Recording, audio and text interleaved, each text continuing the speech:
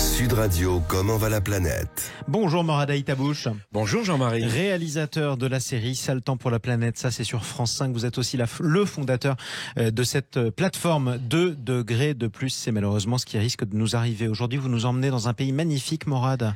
Jean-Marie, ce dimanche, je vous emmène au pays de Crin Blanc, au pays des flamants roses, au pays des roselières, des plages de sable, des marais salants, des lagunes et des rizières, un territoire sauvage façonné par l'homme. Un paradis, dit-on, aux 1000 visages. Autre indice, pour dénicher ce lieu situé dans le sud de la France, il est classé réserve de biosphère par l'UNESCO. Bon, je vois très bien de quelle zone vous voulez parler, mais je vais vous laisser la présenter. J'ai quand même l'impression que vous oubliez un incontournable de cette terre bénie des dieux. Le taureau, comment pourrais-je l'oublier? La couleur qu'il manquait à ce tableau. Le noir pour les taureaux, le rose des flamands et le blanc des chevaux. Une faune qui vit dans un delta ouvert sur la Méditerranée, à cheval entre trois communes, Arles, les Saintes-Maries-de-la-Mer et Port-Saint-Louis-du-Rhône. Nous sommes en Camargue. Nous sommes dans cette magnifique Camargue. Vous connaissant, vous y êtes allé, vous avez fait de magnifiques rencontres. Je ne peux rien vous cacher. Il s'agit de la famille Reynaud. Ce sont des manadiers, des gardiens et des éleveurs de taureaux. 3 générations. Le plus ancien, Jean, a 93 ans. Bon pied, bon oeil. Il a arrêté de gérer la manade il y a 2 ans seulement. Un métier, une passion dévorante qui anime aujourd'hui son neveu Frédéric et ses 2 nièces. Cette semaine, à leur côté, j'ai pu assister à un rituel, le tri des mâles qui vont participer à une course camarguaise. Attention, il ne s'agit pas de corrida avec mise à mort, c'est bien différent. Mais c'est quand même dangereux pour les rasteurs, ces hommes qui défient les taureaux. 2 jeunes d'une vingtaine d'années sont décédés ces 2 dernières années. Ah oui, c'est important. Alors c'est vrai que les courses ont toutes été annulées pendant les festivités de Pâques aux Saintes-Maries-de-la-Mer. Mais là encore, je vous connais, Morad, vous allez nous parler d'une autre menace qui pèse sur cette manade. La montée des eaux, un danger pris au sérieux par la famille qui a déjà perdu plus de 150 hectares sur les 1000 qu'il louait jusque-là.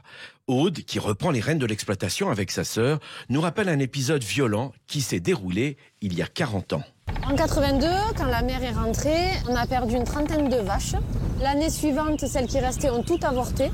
Il y a un risque que ça se reproduise encore puisque la mer continue à monter. Avec son père et son grand-oncle qui a 93 ans aujourd'hui, je le disais, je les suis jusqu'à la digue qui était censée les protéger des assauts de la mer. D'ailleurs, ce jour-là, la mer était très agitée. Il y avait un mistral assez fort, vous allez l'entendre. Cette digue que vous voyez là, la mer était à 75 mètres de la digue. Ils l'ont faite en 85. Vous voyez, là maintenant, la mer est venue là. Même elle dépasse la digue, dont nous a pris 75 mètres à 40 ans. Et le travail de sable de la mer se poursuit. À chaque grande marée, à chaque tempête, la mer grignote du terrain. Mais les Reynaud ne s'insurgent pas contre les éléments. Ils acceptent les lois de la nature. C'est difficile, mais on a aussi un sacré challenge à relever, quoi. Parce que la manade existe depuis 1904, elle est dans notre famille. Donc on ne veut pas que ce soit nous qui la faisions disparaître à cause de la nature ou de notre travail. Donc on se bouge, on cherche, on réfléchit, on essaye d'avoir des projets, des nouveautés et de sauver nos animaux et l'élevage qu'a construit notre famille depuis plusieurs générations. Et alors quand on les entend, on a l'impression que ce sont des gardiens, pas des gardiens, mais des gardiens sur une ligne de front qui recule et qui recule. C'est un peu ça, non? Exactement. Et aujourd'hui, il va falloir aussi appréhender autrement cette situation parce que le climat qui devient fou a des conséquences sur ces territoires. Et on va pas dire que c'est un laboratoire parce que ça serait expliquer que les Reynaud, par exemple, sont des cobayes. Non, pas du tout. Il s'agit d'un laboratoire parce que c'est évidemment un delta.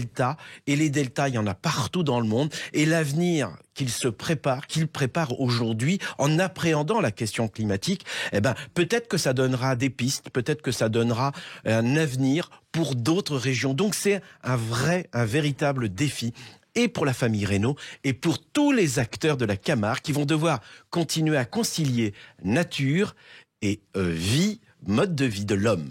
Et en tout cas sauver le delta du Rhône pour qu'on ne parle pas dans 50 ans de la Camargue comme d'un paradis perdu. Merci beaucoup Morad Haïtabouche. Merci Jean-Marie. Ce qu'on a entendu comme témoignage, on pourra les revoir un jour sur France 5 dans Sale temps pour la planète, bien entendu.